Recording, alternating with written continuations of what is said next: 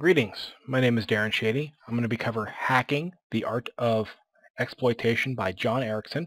Specifically, I'm going to go over highlights and theories from networking, which is going to be Chapter 4. Here's what we're going to cover.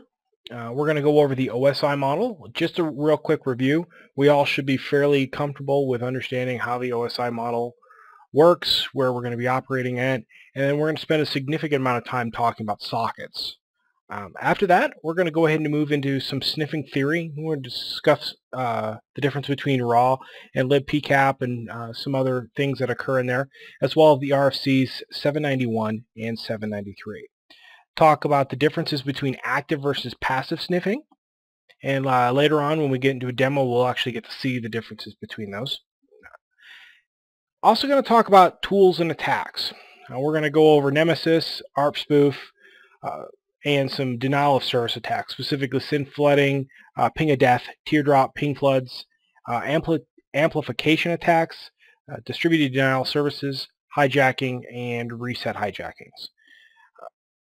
Then we're going to cover a little bit of port scanning, and then we'll get into the live demo section, which should include highlights and sections from the tools in an actual live physical environment against a live switch and live targets. Real quick, let's go over the OSI model.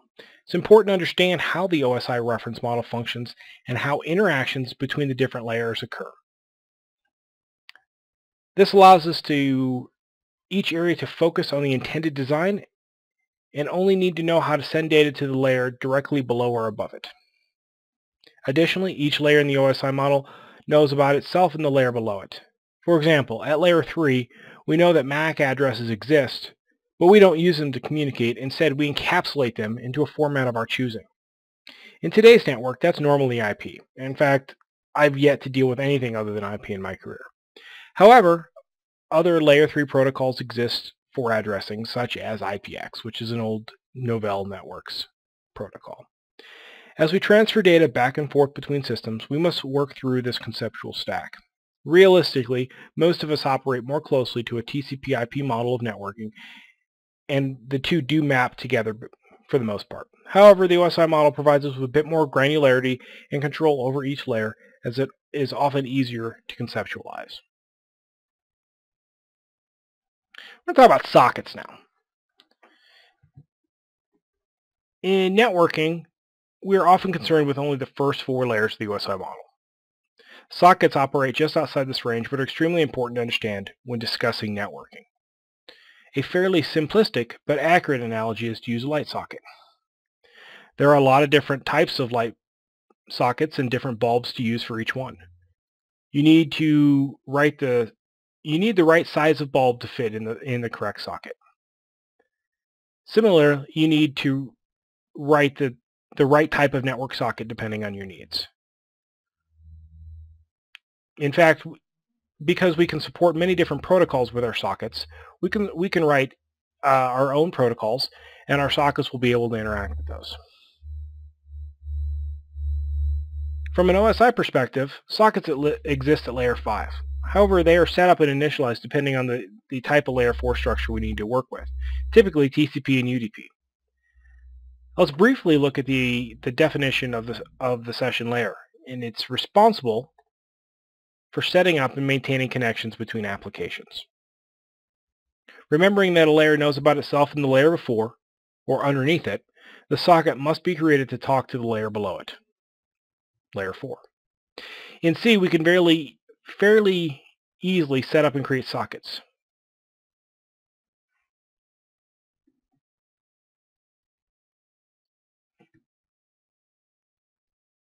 Let's take a look at an example in C. Sockets work very much like file access does in C. In fact, sockets use file descriptors in the same way to identify themselves.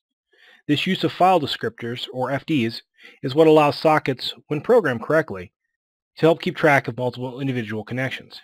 And as with accessing files, we can use the same open, close, write, and read functions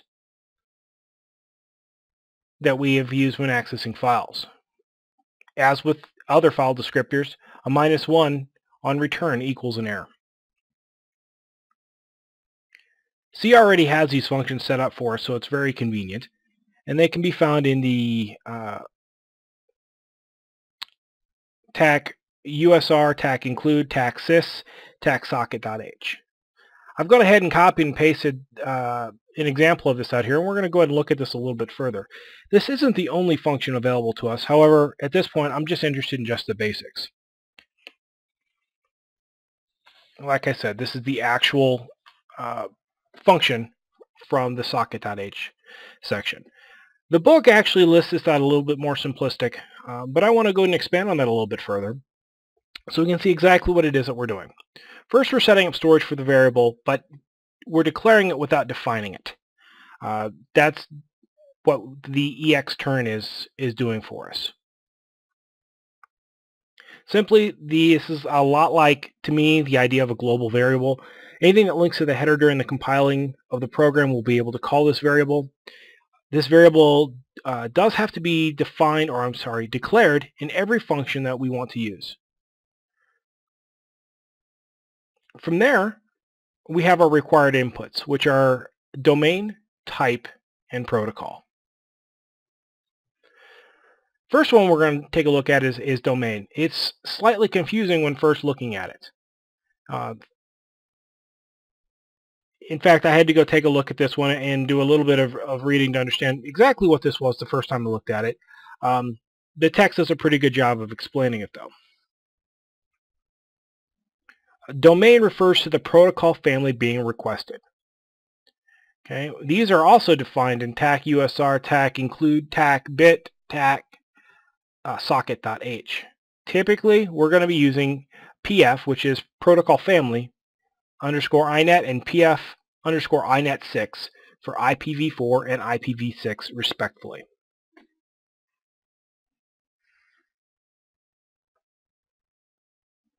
In fact, in today's world, these are the only two that we're going to be using. Or it's likely these are the only two that you're going to be using.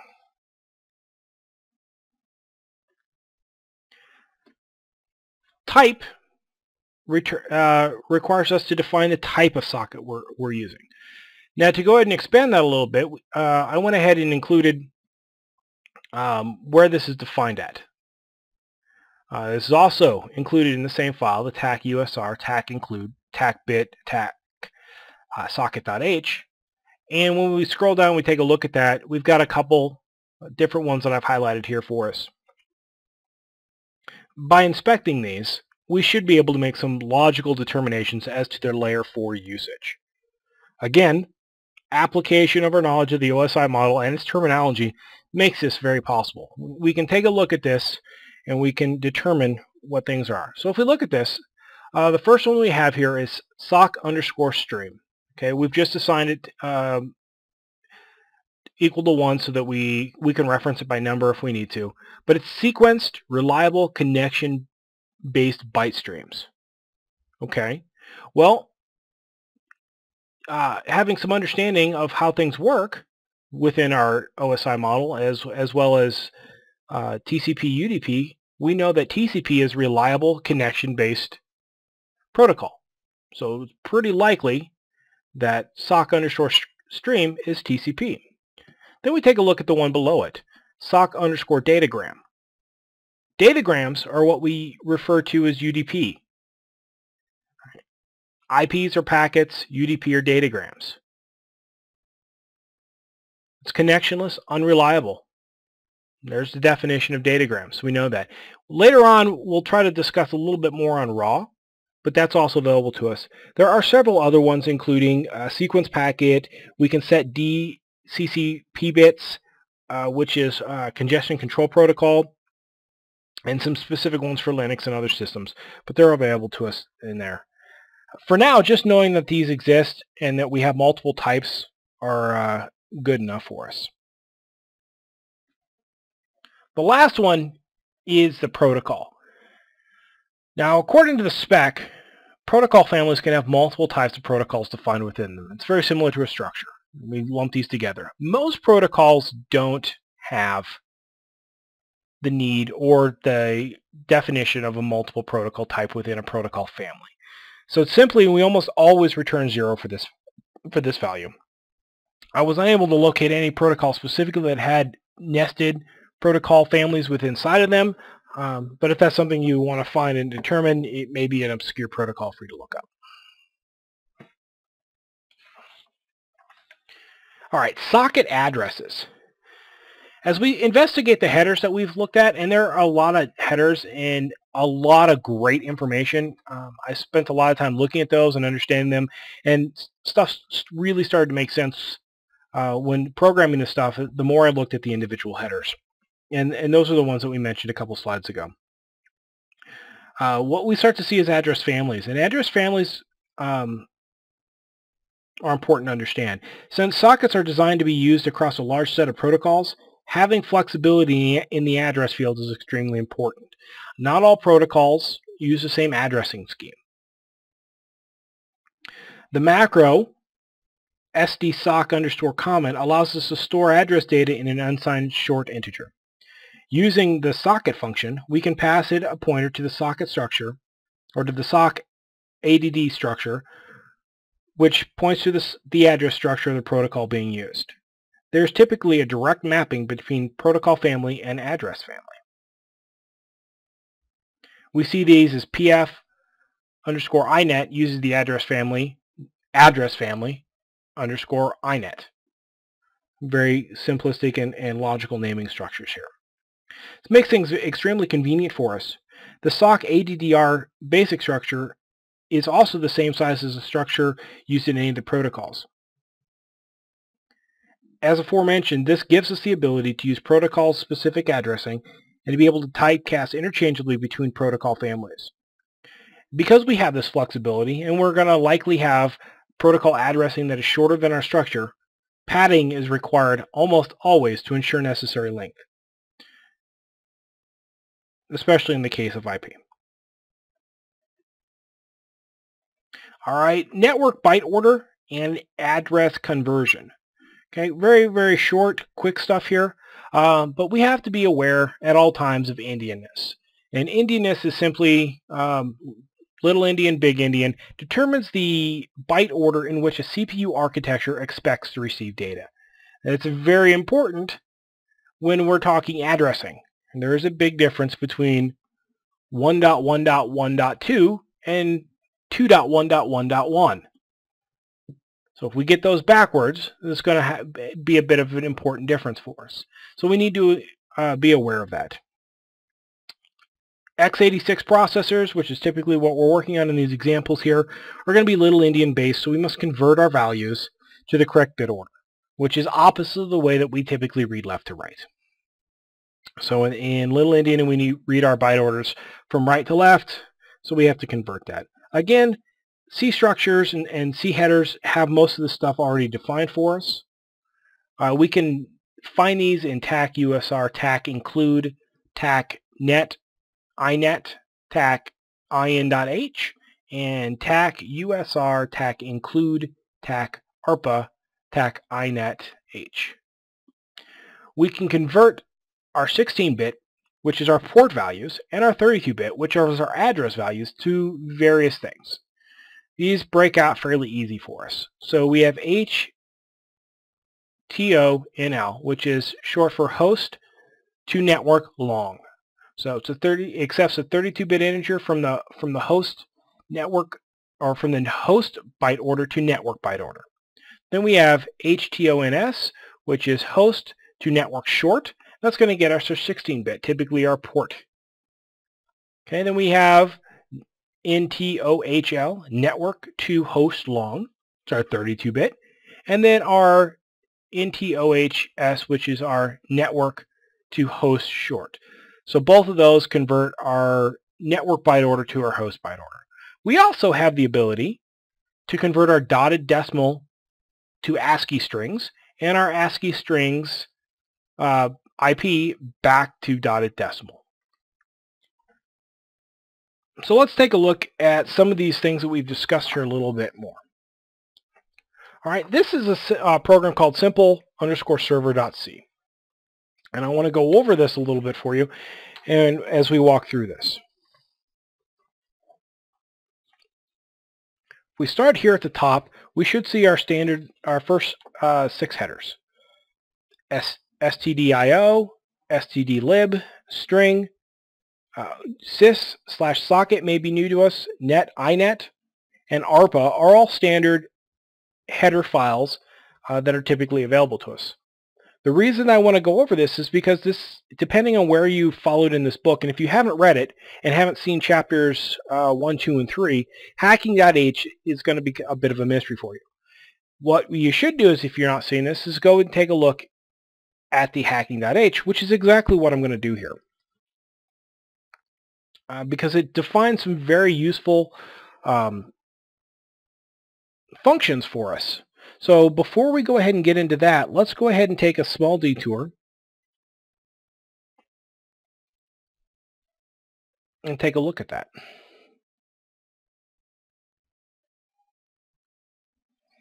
Okay, I'm going to start actually with the ec_malloc function, and then I'll get into the other ones. This function simply looks to make sure that calls to malloc, which is memory allocation, are handled correctly. Memory allocation, the malloc call doesn't necessarily do anything. If it fails, there's nothing happen. We actually have to write handlers to accept error handling for this. So what it does is it takes the size of the requested memory alloc and attempts to allocate that. If it fails, and that's going to fail for not enough memory, not enough contiguous memory, whatever the reason may be, it's going to pass execution over to the fatal function. So that's what's happening here. So we move into the fatal function. It's defined as a function to display an error message and then exits.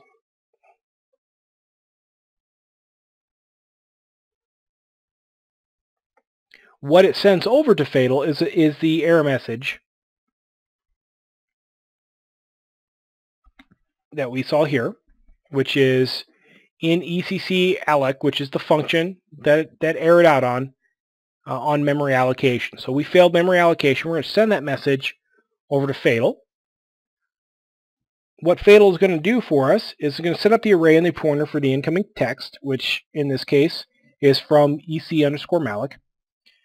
We're going to set up the message. We're going to copy a generic start message into the variable error_message. We're then going to copy the pointer value from message into the error message variable, and we've got 83 bytes to which to do that with.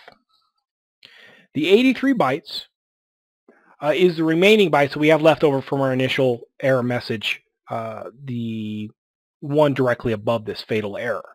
Right? That is 17 characters. Our buffer here, our allocation was only 100 bytes, so we've only got 83 here left to work with, so we've got to account for all those bytes. Okay, once we've filled that up, we go ahead and print the error message. And since we took the input from the function, the error message that was sent from the previous function, we kind of have a customized error handler here. At which point we've printed out the error message and execution stops, the program exits. So it's really handy for error handling. This helps us prevent when things go awry. We can exit the program. We don't have to truck on, as C a lot of times will do for us.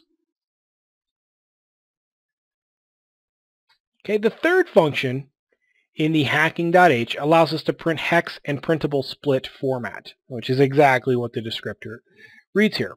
This function is also pretty straightforward, but let's walk through it just to be sure we know what's going on.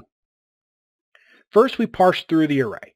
So this is fairly straightforward. Anytime we're dealing with anything in C, we have to parse through the individual array elements one byte at a time, one character at a time, to go ahead and print those. So that's what we're doing here with our for statement. We're going ahead and print those, and we're going to go ahead and print those out in hex. Okay, while the length of that print is less than 16 characters, we're going to keep it on the same line, but as soon as we reach that, we're going to head and include a delimiting character. In this case is just the pipe symbol, And then we're going to go ahead and also print out the printable ASCII. So if you haven't had a chance to check your ASCII charts, this will make sense here if you go and take a look at that. But we can't typically print our ASCII values that are greater than 31 and less than 127. So when we encounter those, we're going to print a period in those places, which is our else statement there. But we're going to print the characters that fall outside there, that fall inside of our printable range, and that's the %C.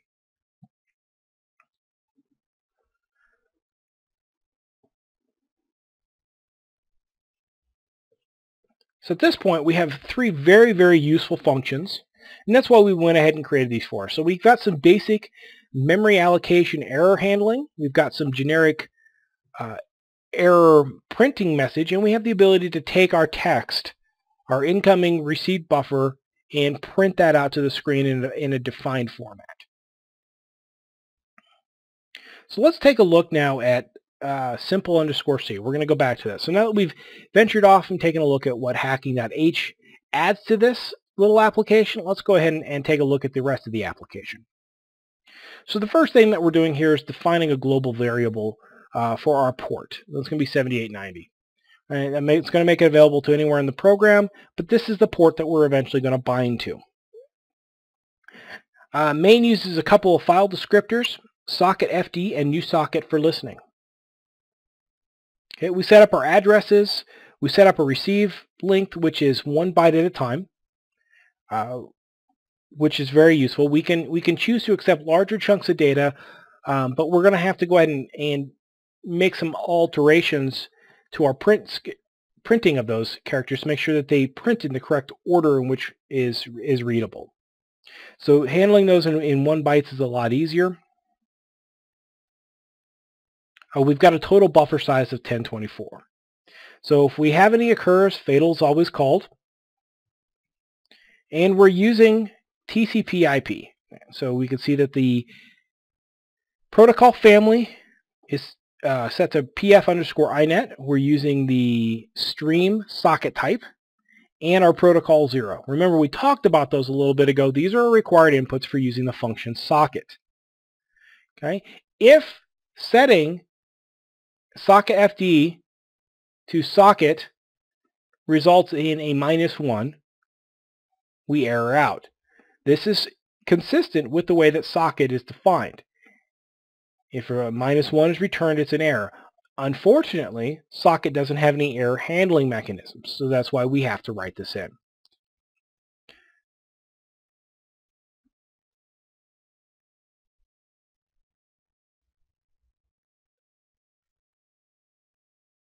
So now that we've handled our errors appropriately and cleanly, we can take a look at the set socket option, which lets us set up, let's take a look at that here, lets us take a look at some options there for the socket. There's a lot of different options there. One of the very useful options is when in contention, force bind to a port. So that's the socket option, SO_reuse address, or ADDR.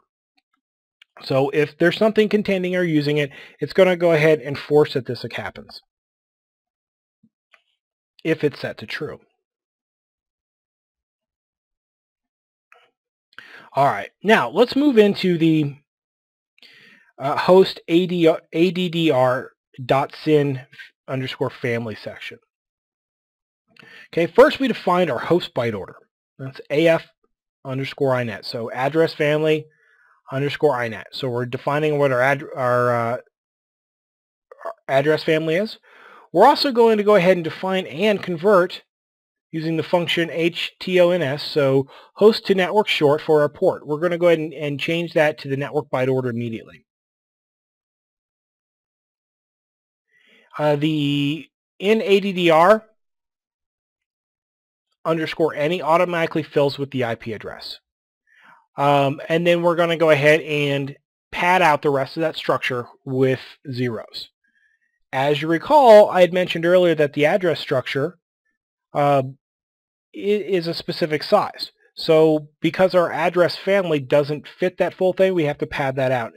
When IPv4, it's always going to be an additional 8 bytes.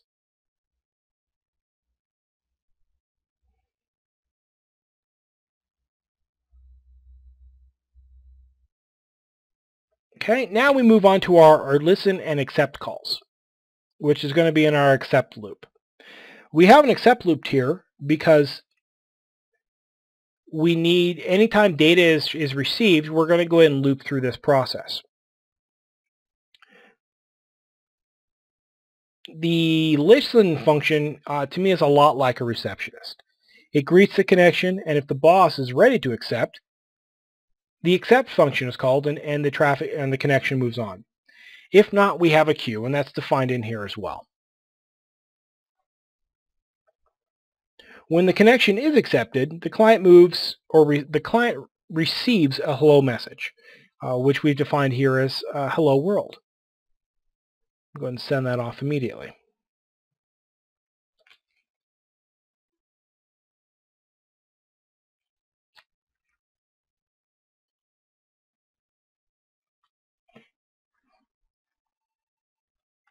What this program doesn't account for is any timeouts in duration. So we will listen and stay connected to a client until what? This particular program doesn't have anything that listens for any termination sequences or any link timeouts on connection. It's likely to assume that TCP timeouts would occur and the connection would eventually die. However, there's nothing in our application that's actually going to do that.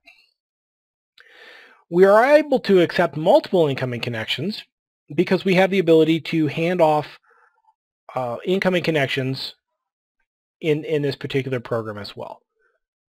So we listen and then we connect, and we have our file descriptors to distinguish between the connections, and that's how we're able to parse those individual connections. Next, we're going to go ahead and talk about sniffing. All right, welcome back, everybody. This is going to be part 2, and I'm going to cover some details on sniffing and the theory behind some of the most important things that we're going to be doing. So let's go ahead and jump into that. All right, sniffing is the practice of listening or monitoring traffic on a network. This can be the whole network, as whole as feasibly possible, specific hosts, or just our local NICs. Before we take a look at sniffing, let's take a look at some theory behind the art of sniffing. RFC 791 defines Internet Protocol, and it's really where it all started at.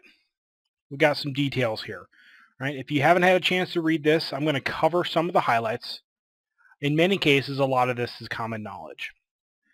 So RFC 791 was founded in 1981 and was released to provide interconnected systems via the Catenet. Designed for host-to-host protocol communication, IP offers no reliability, no flow control, no sequencing, leaving this up to other protocols. Addressing is addressed in IP as well, and fragmentation for transmission of small packets through low bandwidth networks is also considered here.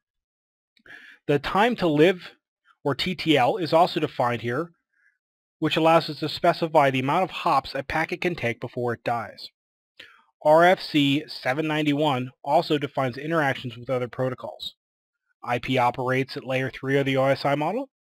Section 3.1 defines the Internet header, which by now is very near and dear to all of us.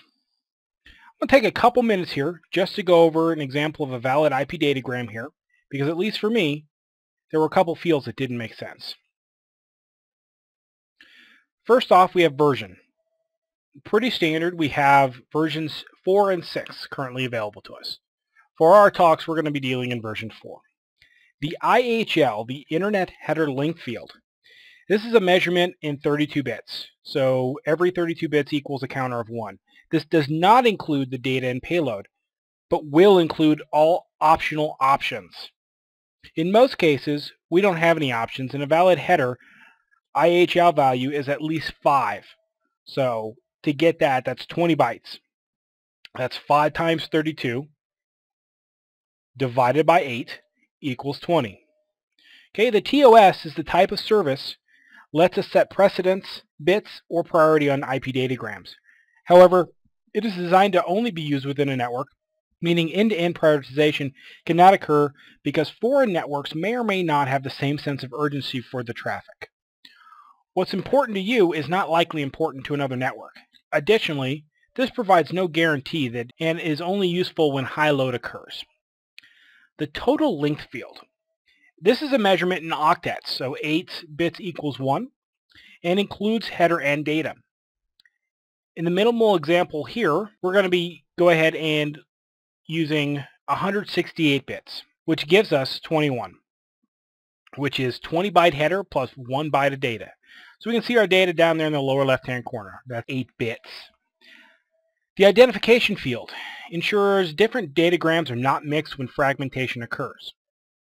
This should be a unique value and will be set by the source based on destination and protocol fields to reassemble and is used to reassemble fragments correctly. Next we have flag. These are our control fields. Things that we can set in here, the DF bit, the don't fragment bit, and we'll cover that in a little bit more detail. And identifies if fragments are expected or if it is the IP datagram that's being received is the last. Okay, next we have fragment offset, where in the total diagram this section goes. So when we fragment, typically handled at our gateways, which are almost always routers, the data portion is divided into a number of smaller packets that combined with the copied header will pass through the gateway. This is a cool field to manipulate when doing various types of fragmentation overlapping attacks for IPS evasion. Okay, time, or the time to live. The upper bounds on how long our datagram can live. We manipulate this field to perform a hop count determination, we know it as traceroute, even when a router chooses not to respond to ICMP directly. Many routers, especially leaving corporate networks, will not respond to ICMP directly. It doesn't mean that you can't use them for hop determination though. Okay, the protocol refers to the layer 4 protocol. Protocol 1 equals ICMP. Protocol 6 equals TCP, and Protocol 17 equals UDP. Protocol 50 equals ESP, which is encapsulating service protocol. Okay, then we have a header checksum. It's used to validate the header diagram. If the checksum fails, we discard the packet or the datagram. No retransmissions, no error control, no flow control. If we have an error and this discard occurs, we rely on ICMP type 3 to send back a message to the user or to the sender.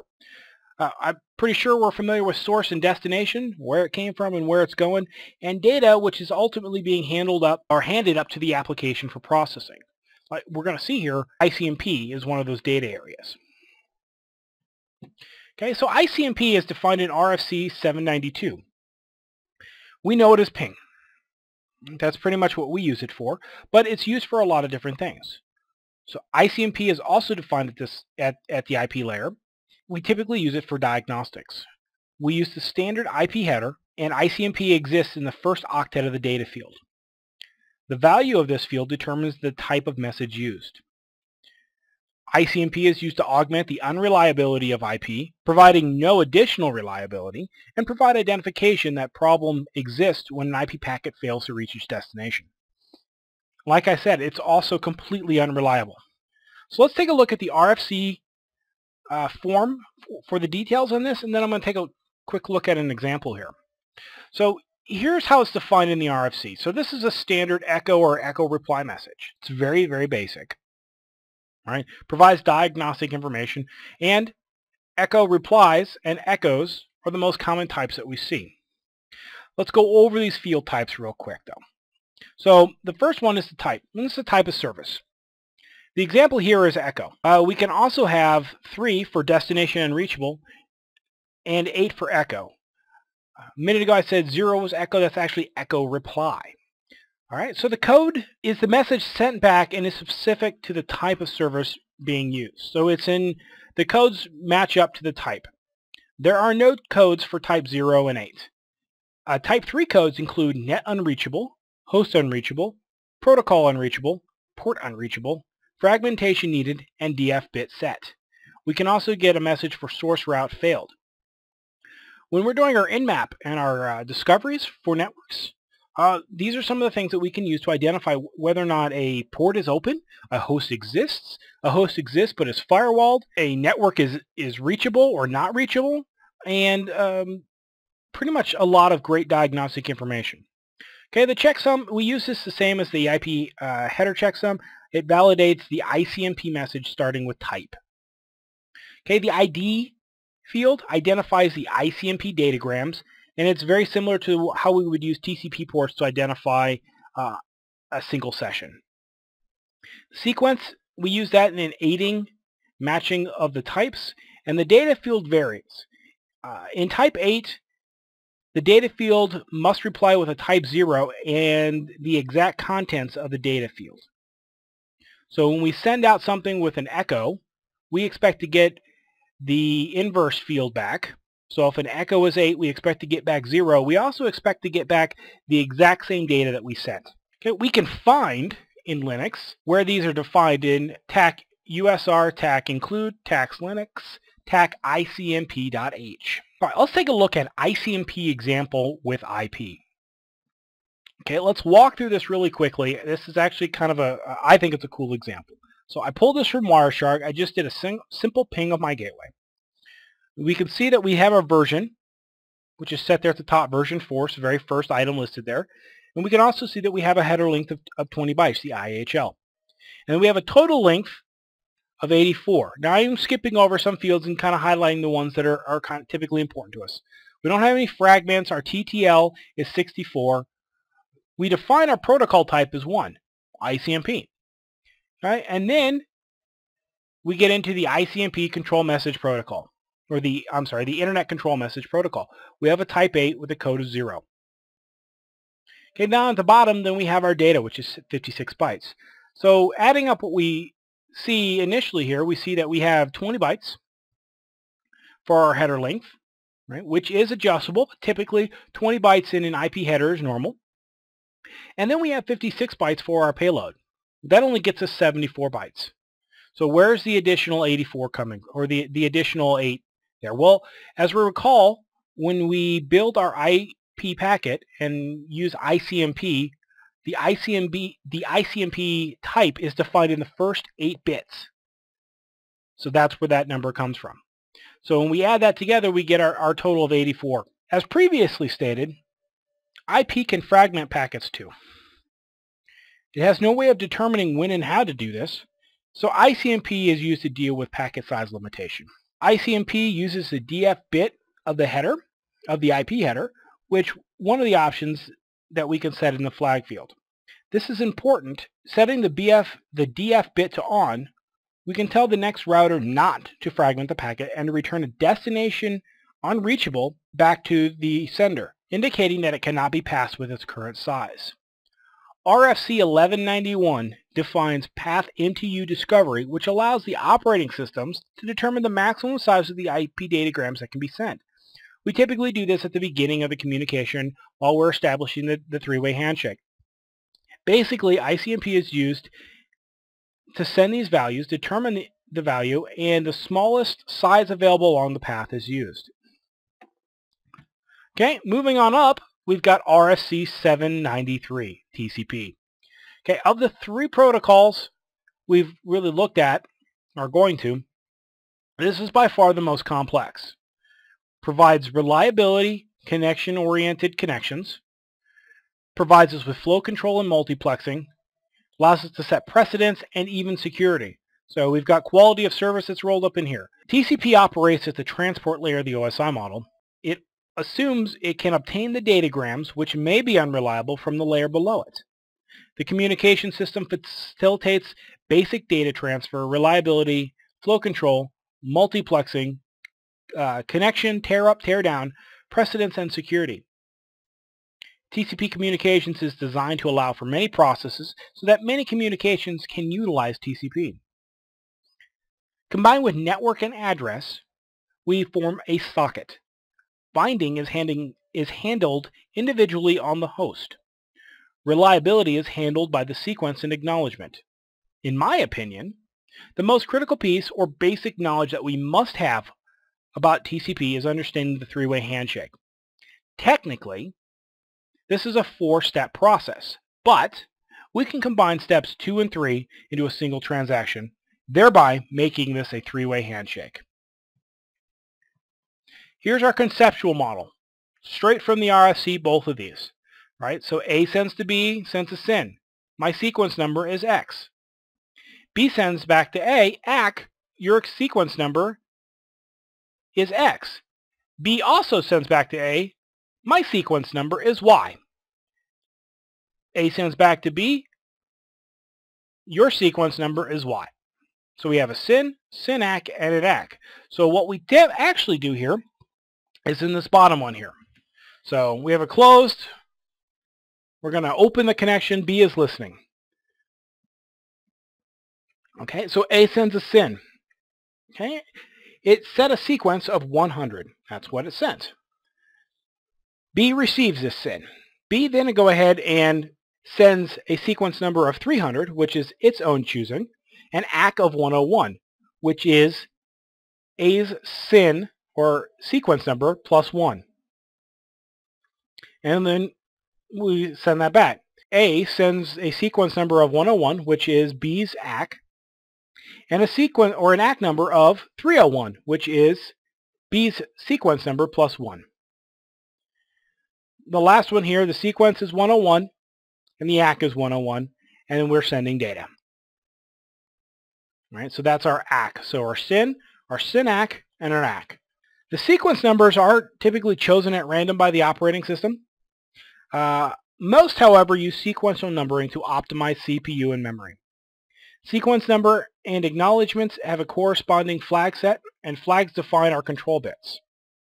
So let's take a look here at the TCP header just a little bit and define a couple of these. So we already know source port and destination port, right? The source port is the dynamic port chosen by the host. These are our dynamic ports. We can static these. Some protocols will use this, such as IPsec. Right? Our destination port is going to be the port that we're wishing to talk to somebody else on, and is typically static. All right? Our sequence numbers I've just kind of discussed, as well as our acknowledgements. Let's take a look here down here at the flags though. All right, so urge, the urgent pointer. We've got the urgent pointer, the acknowledgement field, the push function, the reset function, synchronize the sequence numbers, which we're used to, and fin. So most systems are not configured to use push or urge. However, you're likely going to see them anyway. Earlier we talked about MTU sizing for fragmenting purposes. The option field allows for setting of the MSS, or the maximum segment size at which TCP can send. This number, when used, will be the size of the MTU minus the IP header minus TCP header and data, and is specific only for TCP-based communications. MTU is a global adjustment. When we modify MTU, we're adjusting it at layer 2, which means everything above it is also going to be impacted, which is why we typically recommend that we do not alter it by hard-coding it into our systems, especially on routers and switches. We have the ability to adjust the MSS values on our gateway to account for larger headers and properly fragment. For those of us around when DSL first came out, Dr. TCP was needed to determine the optimal settings on a PC to compensate for the additional overhead the DSL authentication headers introduced. Now that we've got some theory behind that, let's take a look at raw sockets. Raw sockets operate at layer 2 and are a little bit of a different beast when it comes to sockets. Normally, the socket operates at layer 5, and with all the goodness of the layers below it wrapped up neat and tidy for it to use. Raw sockets allow us to use connections at layer 2, but at some expense. First, we're not dealing with layer 4 protocol implementations. You'd need to do all of the processing of the data manually. Raw sockets can be created or have to be created as root, and their implementation doesn't port well across platforms. Based on this, you might be curious about raw socket support for Windows. Well, you can't do that anymore. Windows XP Service Pack 1 completely nerfed that ability. So this greatly inhibits our ability to do security-related stuff in Windows. Tools like our good friend Nmap don't have the same functionality that they do on their Linux counterparts. I mentioned all of the limitations, but what about some of the features of raw sockets? How about the ability to fully craft a packet however you like, setting flags and going out of RFC specs for IP and TCP? But more on that later. So far, we've been discussing capturing and sending of traffic on a local host. Sniffing is what we call listening of packets as they cross the wire. So far, we've only talked about passive sniffing. Passive sniffing doesn't get us anything. It gets us very little information. This is due to the use of hub technology. So far, what we've been talking about is passive sniffing. We're listening to the own wire. We're not getting anything new. We're listening to what comes to us. That's not necessarily enough. So it's great for our own traffic. It's great for troubleshooting what comes to us. It's not great for looking at somebody else's traffic. Promiscuous mode is where we set the NIC to listen to all traffic, not just traffic bound to its MAC address. Not a big deal in Linux. It's fairly simple. We just use the command ifconfig promiscuous, and we can set that. In Windows, we need to resort to the LPCAP drivers to go ahead and do that for us. In order for us to get a good understanding of what's happening, we need to take a trip down switching lane. Okay, hubs are bad and hubs are good. Huh? Well, hubs are bad for security and performance. Nothing will kill a network like having a hub in place. Hubs are good for hacking and monitoring, though. Hubs are what we could use and what we basically had in the good old days of monitoring traffic. A hub did it all for us. This is due to the way that hub technology works. A hub is a precursor to the modern switch, but at best a distant relative. Hubs are active repeaters. This means everything, absolutely everything that is received is sent back out every port. This is known as shared media, and essentially we're all vampire tapped into the same wire. Repeaters regenerate signal, which is how we get around issues like attenuation and signal loss. However, shared medium like this runs in half duplex. Because we're all using one big wire to transmit and receive, we're also in what's called the same collision domain. This is bad. This is what impacts our performance. At the same time, we also had a device known as a bridge. A bridge has two ports, one in, one out, and operates at layer 2. A hub operates at layer 1. So we have some distinction here. We're moving up, get a little bit more sophisticated.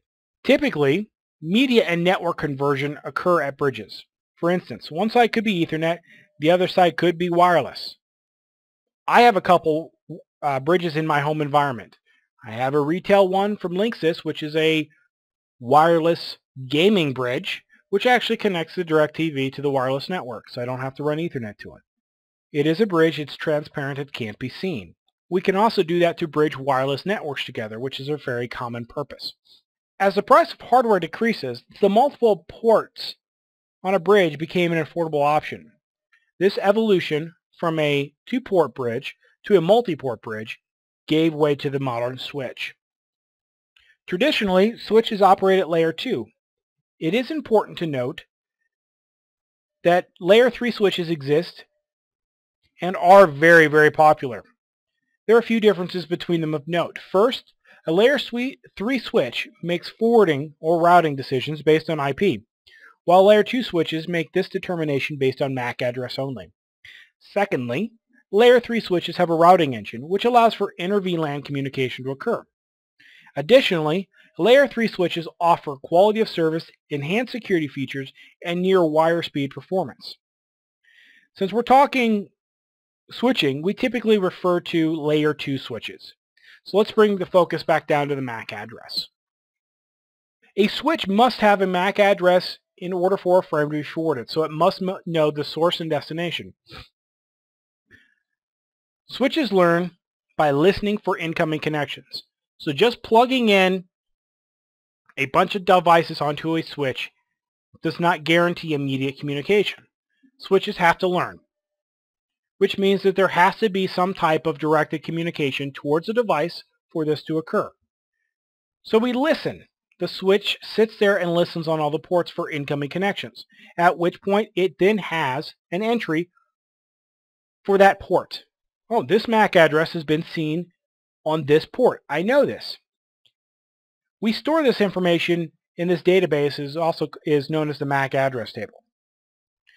So understanding how the MAC address table functions is key to understanding some of the attacks that we may wish to use. So a frame is generated by A is destined for B. So it goes into the switch. We don't have anything in our MAC address table. Okay? The MAC address table of A is added to the MAC address table. We see that. It's right there. Boom. Oh, I know where this guy is. I know how to get here. Then we go through the process of what's called flooding. Flooding is when we send out, when we don't know the destination MAC address, we flood out all ports except the port in which the frame was received on. We know that it can't be on that port because that is a shared medium port. Therefore, the MAC address must be there if it's already there. So we know it's not on port 3. So we flood out a request. Who is this person? Out all ports.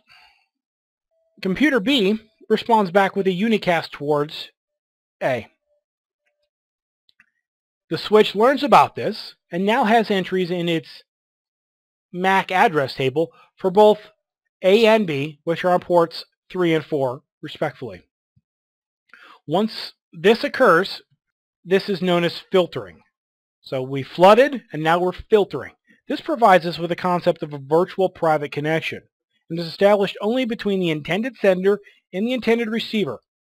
This means that nobody else can hear this traffic.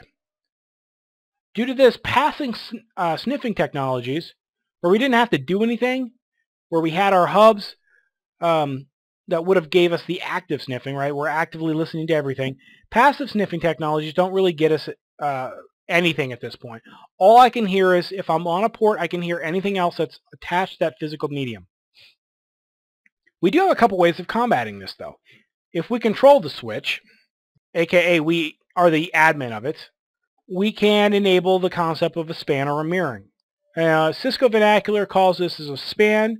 You may know it as a mirror or a monitor port. Basically what we do is we take traffic from one port and use the intelligence of the switch management information, or the switch manager, to go ahead and regenerate and send that traffic back out to another port. It only provides us with a listening of what's going in and out, or unidirectional, but doesn't allow us to inject back into that. In order to do that, we're going to have another port on the switch active. If we don't have management control and want to actively sniff traffic on a switch network, what are we to do? How do we own that traffic? The answer is quite simple. We need to start doing some spoofing. MAC addresses are considered burned in to our NICs. But that doesn't mean that it's something we have to use. By default, it's there. Everything reads from it. But all drivers can typically be manipulated to change this functionality when crafting a packet, right? We're crafting packets. We don't have to use what's hard-coded there. We have a couple different ways that we can do this. In Linux, it's fairly straightforward. Right? We can learn the MAC addresses of the targets by pinging them. Now we have their MAC addresses. And if I wanted to spoof one of them in an attempt to gain their traffic or overtake their traffic, I can just change my MAC address. Right? We can use ifconfig, eth, whatever you're using, hw space ether, and then the MAC address. So I just changed mine to all ones. Pretty obvious that that's a spoof MAC address. Okay? MAC changer, which is available in Backtrack 5, and you can download, and it's part of the GNU, does a much better job of providing us with some stealth when we do this. Right? Some MAC addresses are obvious. When you have people inspecting packets, and they're looking at the MAC address and looking at what type of device it is, and it comes up as unknown or doesn't exist, that is a key indicator that maybe this packet is spoofed. MAC changer gives us the ability to randomize our MAC address, so I don't have to think about it, I don't have to type it, or I can use a random vendor MAC address of the same type. So if my system is an Apple and I'm sending out crafted packets and I want it to reflect that it's a different Apple device but not my own, I can do that because MAC addresses ultimately identify the traffic back to the target. But what about Windows? Fear not, people. It is possible to do this in Windows. Again, take that with a bit of a grain of salt because in Windows, it all depends on our drivers. Right? Most people have a lot of OEM systems, right? Our Dells or HPs, Compacts, whatever we've got. And because they're OEMs, the manufacturer that you bought it from will typically provide custom drivers for that device. Typically, one of the things that they remove from that is the ability to change the network address of the NIC. Not a problem. Typically, you go to the vendor. In this particular case, this is an Atheos. You can go get it. A lot of them are Intel these days. You just go to the Intel ProSet driver section on the download site and install those drivers, and you'll get all those functionality back. It is possible to change it in the registry, but I'm not even going to get into that. As I already mentioned, simply changing our MAC addresses, while functional, it won't get the job done. And when you think about it, what do we have here? We have a PC or two PCs with the same MAC address. We're not going to get 100% reliable communication. What we do need is the ability to attack the system through automation and keep control. We have a couple basic tools for us, we don't have to write, that provide us with some great functionality to do packet crafting. We have Nemesis, which provides us a great feature set, as well as ARP Spoof. We'll take a look at both of these here shortly.